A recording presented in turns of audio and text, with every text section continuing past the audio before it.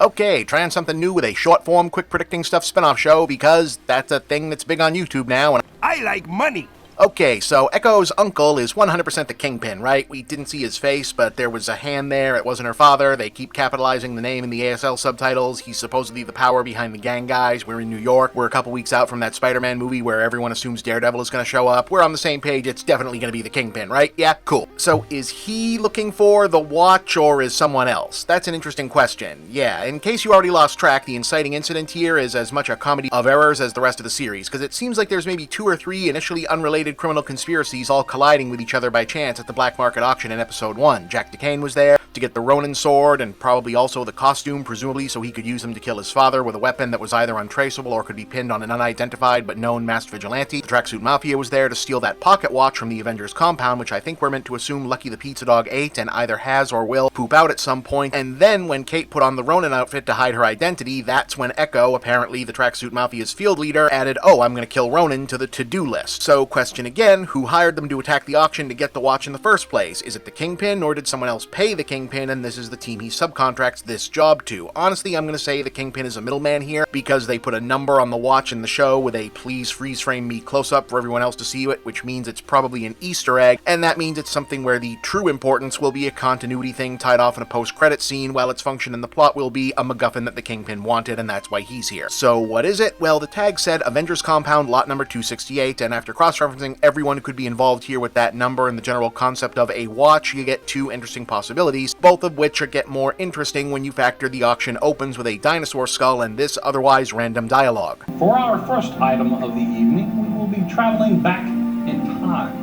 Avengers number 268 was a time travel story because it involved Kang the Conqueror and is part of a story called the Kang Dynasty. It doesn't really have anything to do with anyone connected to this show, but I guess we're always looking at Kang stuff now, and there's a fairly relevant seeming Kang thing, i.e. time travel, though I'd kinda question why Kang or Ravonna or anyone else who can use time travel or portals already would hire low-level Russian gangsters to do their stealing for them, but yeah, it rates a mention, sure. I'm more interested in the numerical coincidence of Uncanny X-Men number 268, though, which isn't a Hawkeye story, but is a Black Widow story, and she keeps coming up in this series as the thing that's still bugging Clint, even if you didn't remember that the Black Widow movie ended with a stinger where Yelena Belova was told that Hawkeye was the guy responsible for her sister's death, so she's supposed to turn up here at some point. Anyway, X-Men 268 was a flashback story from the 1990s that was supposed to clean up the timeline for several characters who don't really age normally in the comics, specifically retconning the backstories of Wolverine, Captain America, and Black Widow to include an episode where Logan and Steve Rogers had teamed up during World War II to rescue a child who turns out to have been a young Natasha. Now, why that's interesting other than Black Widow was in that one and the auction guy makes a time travel joke seemingly for the benefit of the audience watching at home, and hey, I can think of a pretty good reason why someone who knew Black Widow would be interested in something possibly related to the vague concept of time travel, because Wolverine was also in it, and you should be watching for Wolverine stuff everywhere now, even more so than other X-Men related stuff, because Wolverine has a 50th birthday coming up in 2024, and Marvel loves significant dates. And they just announced a whole new run of comics that's supposed to clean up his whole backstory again, which just had its first trailer revealed, and it's apparently a time travel and or timeline skipping story built around the gimmick of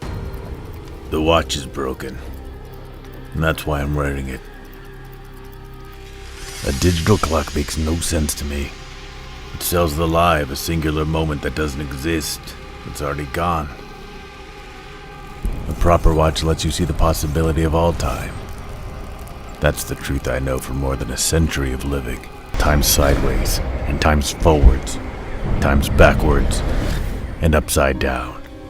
Also, that 50th birthday Wolverine's celebrating? Well, Wolverine was not born in his own series or in the X-Men comics, he was born in the Incredible Hulk comics. And which Marvel franchise has a brand new installment hitting between now and that date, also set in the same adjacent big city crime milieu that Hawkeye is? Hey, would you look at that? Finally, what's up with Jack? Well, the whole fencing and swords thing is because in the comics, Jack is a 60s villain anti-hero guy called the Swordsman, who sort of Hawkeye's arch-nemesis, or was supposed to be when he first appeared. Anyway, in case the show hasn't telegraphed it too obviously with this whole people are bad at figuring out Hawkeye was Ronin for some reason thing, I assume that even if the twist of this is that Kate's mom is actually the villain, or the one who killed Armand Duquesne, or maybe they're both in on it, the eventual plan is that Jack will end up wearing the Ronin suit and using the sword so that he can have a boss fight with Kate, and near the last episode, somehow somehow get blamed for having been the actual Ronin all along to tie that whole subplot off, and then instead of going down for it or getting killed, Julia Louis-Dreyfus will show up and draft him, Echo, or both into the Thunderbolts, or whatever they're calling the bad guy Avengers team she's been putting together in the cameos. It'll be interesting if he is sticking around, because Swordsman is kind of a useless character. He's just good at swords, that's really kind of it, but he ends up playing a really important and also really bizarre role in the Celestial Madonna saga, which is that whole 70s Mantis marries an alien ghost tree part of the Kang backstory, so that might be a thing now.